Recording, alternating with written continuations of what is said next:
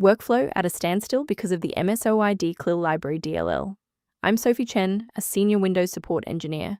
I've mapped out the solution to fix Microsoft Office Identity Client conflict for good.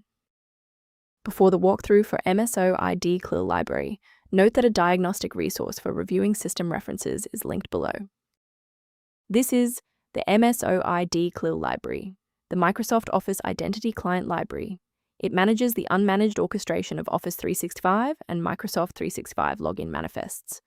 It facilitates the secure data link for modern authentication, OAuth, and coordinates user credential persistence across the Office suite. Knowing the file's purpose is helpful, but now we need to physically restore it. Msoidclil is required for Microsoft Office Identity Client to function properly.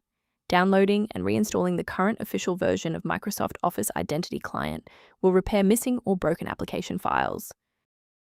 If you're still seeing the missing file notification, we should attempt to force a synchronization between the software and the OS. A quick reboot can determine if the error is transient.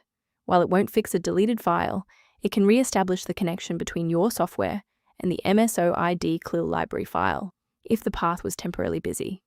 Make sure to save your spot by bookmarking this video or hit the like button before you restart so you don't have to search for it again. If a quick restart didn't do the trick, it's time to look deeper into the system configuration.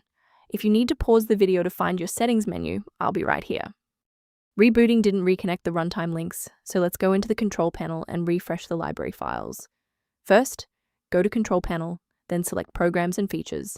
Second, find every Microsoft Visual C++ redistributable, 2005 through 2022. Third, right-click each and select Change, then select Repair. If that fails, download the latest all-in-one VC++ redistributable package from Microsoft's website. Please note that for DLL files with numbers, the number tells you which version to repair. For example, 120 equals 2013. It's worth taking a moment to discuss the safe acquisition of runtime components. Keep in mind that Msoidclil Library DLL must be properly registered with the Windows registry. Simply dragging and dropping the file into a folder rarely fixes the root cause of the error.